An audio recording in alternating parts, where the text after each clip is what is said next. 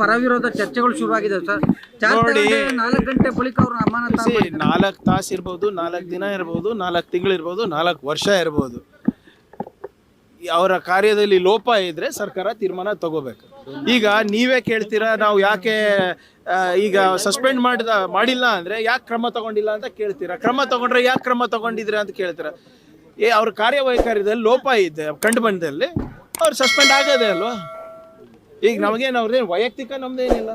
ಅಲ್ಲಿ ಗಲಾಟೆ ನಡೆದಿದ್ದು ನಿಜ, ಅಲ್ಲಿ ಸ್ವಲ್ಪ ವಾತಾವರಣ ಕೆಟ್ಟಿದ್ದು ನಿಜ.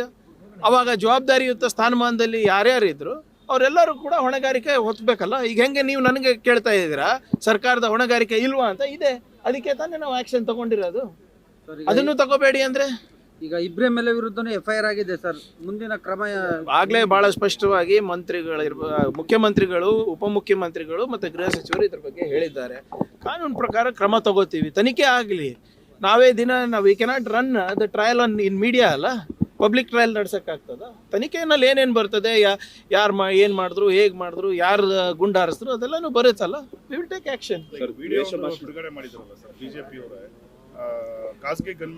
ನೋಡಿ, BJP ಅವರು ರಿಪಬ್ಲಿಕ್ ಆಫ್ ಬೆಳ್ಳಾರಿ ಮಾಡಿದಂಥವ್ರು ಯಾರ್ಯಾರು ಇವತ್ತು ಮಾತಾಡ್ತಾ ಇದಾರಲ್ಲ, ಬೆಳ್ಳಾರಿನಲ್ಲಿ ಹೋಗಿ ಎಲ್ಲರೂ ಜೈಲಿನಲ್ಲಿ ಇದ್ದು ಬಂದಂಥವ್ರು, ಅವ್ರ ಹಿನ್ನೆಲೆಗಳನ್ನು ತಾವು ನೋಡ್ಬಿಡಿ.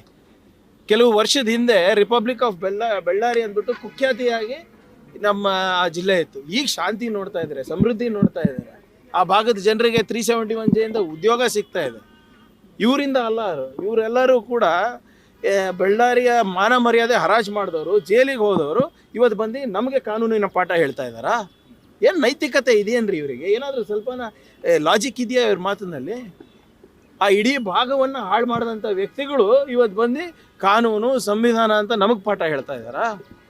ಯಾರೋ ಏನೋ ಒಂದು ಪೋಸ್ಟರ್ ಅವ್ರ ಮನೆ ಮುಂದೆ ಹಾಕಿದ್ದಕ್ಕೆ ಇದನ್ನ ಈಗ ನಮ್ಮ ಮನೆ ಮುಂದೆ, ಖರ್ಗೆ ಸಾಹೇಬ್ರ ಮನೆ ಮುಂದೆ, ನಮ್ಮ ಮನೆ ಮುಂದೆ ಎಲ್ಲ ಬಂದು BJP ಅವ್ರ ಪೋಸ್ಟರ್ ಹಾಕಲ್ವಾ? ತಲೆ ಕೆಡಿಸ್ಕೊಂತೀವ ನಾವು? ಏನು ಮನೆ ಒಳಗಡೆ ಬಂದು ಹಾಕಿದ್ರೆ ಆಯ್ತಪ್ಪ.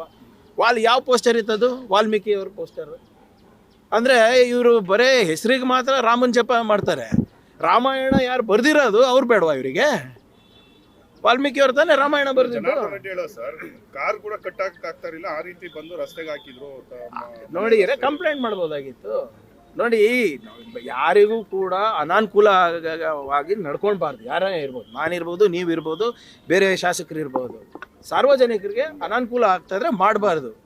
ಆದರೆ ಅದನ್ನೇ ಮುಂದಿಟ್ಕೊಂಡು ಈ ವಾತಾವರಣ ಕೆಡಿಸೋದು ಸರಿ ಅಲ್ಲ ಅಂತ ಹೇಳ್ತಾರೆ. ದ್ವೇಷ ಭಾಷಣದ ಅಡಿಯಲ್ಲಿ ಭರತ್ ರೆಡ್ಡಿ ವಿರುದ್ಧ ಪ್ರಕರಣ ದಾಖಲಾಗಬೇಕು ಅಂತ ಹೇಳ್ತಿದ್ದಾರೆ ಸರ್. ಯಾರು ದ್ವೇಷ ಭಾಷಣ? ಹೆಂಗೆ ಅದು? ಬಿಲ್ ಓದ್ಕೊಂಡಿದಾರ ಇವರು? ಬೆಂಕಿ ಹಚ್ತೀನಿ ಅಂತ ಬಿಲ್ ಓದ್ಕೊಂಡಿದಾರ ಇವರು? ಆಮೇಲೆ ಇವರೇ ದ್ವೇಷ ಭಾಷಣದ ವಿರುದ್ಧ ಇದ್ರಲ್ಲ, ಬಿಲ್ ವಿರುದ್ಧ ಇದ್ರಲ್ಲ. ಇಲ್ಲ, ಕೇಳಿ, ದ್ವೇಷ ಫಸ್ಟ್ ಆಫ್ ಆಲ್ ನೋಡಿ, ಬಿಲ್ ಸರಿಯಾಗಿ ಓದ್ಕೊಳಕ್ ಹೇಳಿ. ಬಿಲ್ ಓದ್ಕೊಂಡ್ಮೇಲೆ ಯಾವ ಸೆಕ್ಷನ್ ಅಡಿನಲ್ಲಿ ಬರಲಿ ಫಸ್ಟ್.